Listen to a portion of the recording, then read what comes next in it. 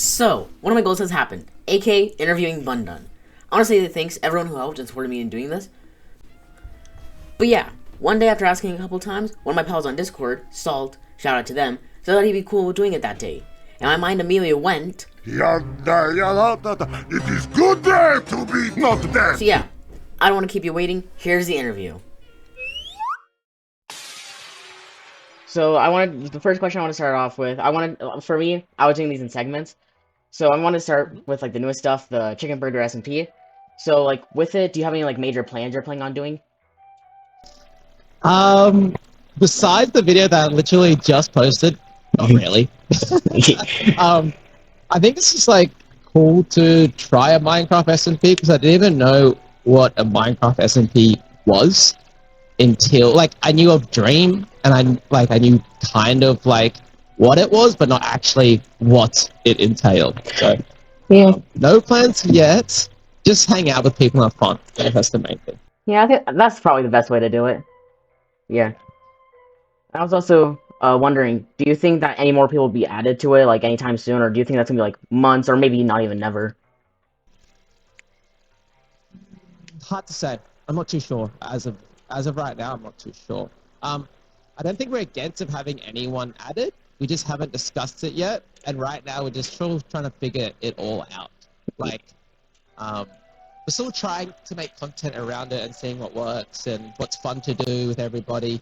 So just like adding new people right now is not on the forefront of our mind. But I'm sure we're not going to be opposed to it. It's just not ready yet to add more people, I guess. That's probably my answer. Yeah. Because I've been seeing a lot of people being like, I want to join it so bad. And I'm like, I don't think they're gonna be adding more people soon. Yeah, I mean, it was similar to things to Shorts Wars, where a lot of people wanted to join the Shorts Wars, and like it's cool. It's just hard from our end when it's like, we have to plan. Like the more people you add to something, the harder it is to plan. So, for example, in Shorts Wars and in the Chicken Burger SMP, we do like a roughly weekly meeting to like, catch everyone up. And like, not even everyone can make that because people from different time zones, you know, all this stuff, and just the more people you add, the harder it is to like get things sorted. And even I think with Shorts War Season 2, for example, one thing that made it a little bit confusing is that because we added just a few more people, it made the story a little bit more confusing to portray because there was just a couple more people to follow and they're all doing their own stuff. So like, it's just an example of like how it can be a little bit hard. So I don't know if there's more people going to be added, but not yet. That's Yeah. pretty much the deal. Yeah. Okay. So I wanted to know, do you have any like basic advice for people who want to start making YouTube? I know you said this like a couple of times, but like, is there anything new to it? No, I mean, maybe, okay, maybe there is something new. My main message to people is, you just got to post, and I know it's like the most cheesy, like there's a Mr. Beast video of him be like, post 100 videos and then we'll talk, whatever. But in all honesty, it's the truth. What I see a lot of times, and this happens to everybody, they get really excited to be a YouTuber, and they spend like 3 months working so hard doing it. And then like maybe they don't get many views and all that kind of stuff, and it feels horrible. Can I swear, by the way, or no? Oh, you can. I don't really care. Okay. So it feels like you feel like shit, like absolute shit, when you like post a bunch of videos and get no views to them, and then most people just give up after 3 months. So they get all this energy, they make some really cool stuff, and they just stop after 3 months, and it's just not enough time to actually try. And I feel like even in today's world, like people are expecting things to happen much faster. Because the thing is, it's because it can now. But people have this crazy expectation that it's going to happen in like one video that they've worked a week on. So my main advice is just be consistent and keep showing up, keep posting, don't stop. If it's what you really want to do, great.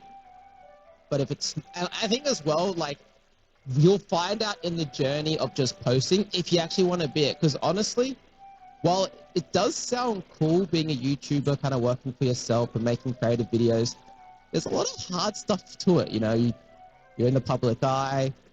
You've got to be very consistent. There's no, like I'm planning on a holiday soon. I don't know how I'm gonna post during the holiday. I'm scared that my channel's gonna die. Like, so you pretty much can't go on holidays. People have expectations. You know, people want you to post videos.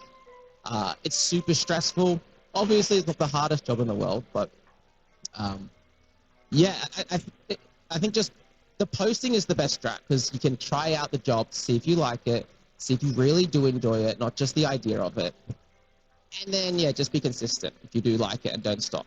Yeah. My biggest problem was when I started, like, it was a while ago, but it was mainly burnout, and I feel like that's like one of the main part that I see. Yeah, everyone just burns out, dude, and it's not anyone's fault. It's just you put all this effort into videos and you get no views. It sucks, you know.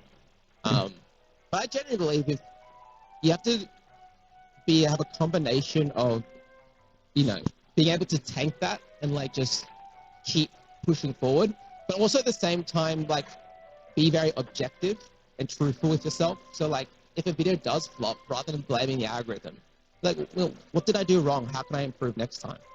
Um, and just keep trying to do that each video. Just keep trying to improve and just never just blame the algorithm. Yeah. You know, like yeah, it can be annoying and weird sometimes, but if you consistently making good videos, and a good video, I think a lot of people get confused with like a nice edit. A good video is both a good idea that lots of people would like, on top of like obviously a well-made, fun, creative video. So Yeah. yeah, Yeah. Yeah. sorry, I got a bit of a tangent, but that's just my feels the whole thing. Yeah. I get asked all the time, by the way. It's like a very common question. Yeah, I saw. I've seen it a couple times, yeah. But yeah. That actually kind of rolls with like burnout. What do you do like when you mainly have no video ideas? Um, I don't know if it's because I'm old. I just you just you just got to get back to it. Okay, so with that whole posting video philosophy, it comes from me as used to being a PT. So when I used to like PT as a personal trainer, so a lot of people when they want to get fit and healthy, they also burn out. And what I found out, all the best people who go to the gym or the best athletes in the world, all they do, the one motto they follow is just always show up. So obviously, when you're training, sometimes you might feel sick, a bit sad. It doesn't matter. You still rock up and go to the gym. And if you just keep doing that over years, you get really strong, really big, you get your goals. And I kind of apply that philosophy to video making. And yeah, like, there's so many days I don't have ideas, but then you just got to go back to the basics. So if the actual process that I do now, so one, I make sure I show up. So I tell myself I'm showing up, I'm showing up. Once I've done the showing up process, then I'll look at what videos that I've done in the past that have done good. I'll watch some other people, see what videos they've done, what videos they've done good at. Um, and then, yeah, then eventually just come up with your own cool idea. So it's like getting inspiration from my past videos plus other people's videos and then coming up with my own new video idea. Yeah. And it just feels endless in a way. Like, yeah, there's some days I don't feel like I have a massive idea, but if you just do, I promise if I watch enough videos, I will have my own idea. I'll be like, oh, that was really cool. Yeah, yeah, that makes sense. With YouTube, are there any people that you haven't worked with that you want to?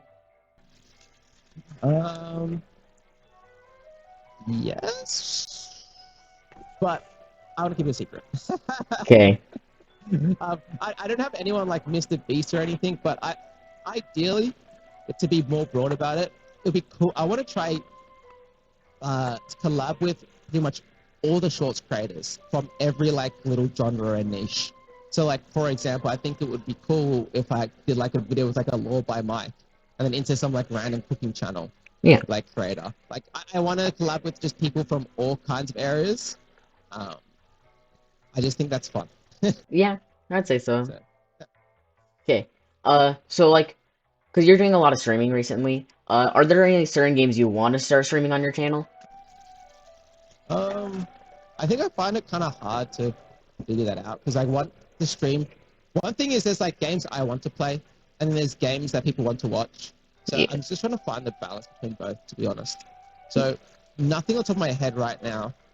One thing I am going to be doing soon, and I'm meant to be making a thumbnail today for it, is I want to do a Neil.fun stream because I just think that would be a funny stream. Yeah, sorry. Yeah, Go, go, go. yeah, I think that seems fun. I personally like watching your streams. They're actually really fun to watch. Thank you. I appreciate it. Okay. So I know like this is a question that I like having people answer. Are there any games that you find like overrated or underrated? Ooh. Okay. For recency, I think Power World is absolutely overrated. Um, and my to back that up, I think it's a fun game. Like it's definitely a very fun game. Yeah. But for it to be like the second most sold game on Steam ever is ridiculous. So to me, that's the definition of overrated. Like there's no chance that that deserves more downloads than every other game on Steam except for I think the number one is PUBG. Or Yeah. maybe it's the most played. I can't remember. It's number two somewhere, but it just shouldn't even be in the top 10. Is it a good game? Yes. Is it fun? Yes. But it's boring really quick. Um, I think, if anything, what it actually its popularity and its hype is basically due to people being upset at Pokemon more than the game being good, which is hilarious. Yeah, I can see Which, that. honestly, it is Nintendo's fault. They or Games Freak fault. They haven't innovated in years. Yeah. My first game was Sapphire, and I must have been like whenever Sapphire came out. Like they, the new games are pretty much just worse versions of that from probably over like 15 years ago, whatever it is now. So yeah, honestly, that's what I reckon. Like that's my vibes. Underrated. I think the most underrated game right now in the FPS scene is probably Finals. It's probably the most underrated game. Yeah, I think I've heard of It's it. really, yeah. One, they've done something unique and different, which is really cool. Like it rather than just being another battle royale or another hero shooter or another CS clone, it has its own like cool game show theme to it. It's just a shame that not many people play as much as the mainstream games because it's kind of built to be like a mainstream, like a Fortnite game. Yeah. I think there's things they could definitely fix about it to be more marketable, but the game is underrated. Yeah. I don't know. I'm not so. I personally, I like hearing these like opinions because I'm not someone who thinks a game's overrated or underrated. I have a few of them, but like I don't really. I don't know. I don't think of it as much. But like, yeah, there are some games that I do feel like that. But like, I just like asking that question. Okay, if you have to answer it, what's one game that's overrated or underrated? You can pick. You've got to pick one, or I refuse to continue the interview. Oh, okay, okay. God, this one might be something on a lot of people. I have to say Roblox. Like Roblox is just a game that I feel like it's way too overhyped, and I don't know. Like the people who play it, like that I've seen and heard, they can be some of like the rudest people I've ever met. Yeah, Roblox can be a bit weird like that. I'm guessing your favorite is TF2. Is that your favorite game? It's the game I have the most playtime in, but I don't know. I got Cuphead, and that's been my like hyper fixation in game right now. Yeah, fair, fair. Cuphead. When did you get into that? Oh, like around the end of December. And you still play? Yeah, I still can't get past Isle 2. Oh my god. Yeah, Cuphead is pretty cool. Yeah. Not gonna lie. Well, so have you ever had like any interactions with like fans in real life? Honestly, only one. It was Oh, really random. I think because so I do know because of my YouTube analytics. Majority of my audience is from the US, so I think 50% of them are from the US. yeah. Where only like 3% are from Australia. Oh, And Australia is a pretty small place, but I have been recognized once in public at a restaurant, and it was really funny. I feel like they were Dano fans, just off feels, and they knew me by affiliation. yeah. Um, but they, I was at a restaurant eating with my family, and after we finished, these like two kids ran up to me with their iPads, which is really funny. like the most standard shorts viewers ever. Um, and they were like showing me my YouTube account. I was like, "Is this you?" I'm like, "Yeah, it's me." And like, it was really cool. I didn't know. So I was watching the Colin Into Me podcast. Yeah. I don't. Do you know Colin Into Me?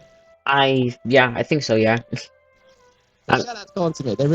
They're really cool creators. Anyway, they make a podcast for kind of like YouTubers, and they're talking about their fan interactions and what they've been doing. And recently, they've been asking um, asking when the fan comes to them, offering them a photo, just because I can be a bit awkward and it's hard to say. Mm-hmm. But like I didn't know what to do, so that was going through my head while I was having this interaction with these kids, and it was kind of awkward. But like I feel like they had a good time. I think I subscribed to the kid's channel Nice. instead because he didn't ask for a photo or anything. I was like, dude, you want me to subscribe to your channel? I was like, no. I was like, don't worry, I'll just subscribe. So I subscribed to them. Yeah. Yeah, that was like my only fan interaction in real life. Are you still subscribed to the kid? Yeah, I don't unsubscribe. Yeah.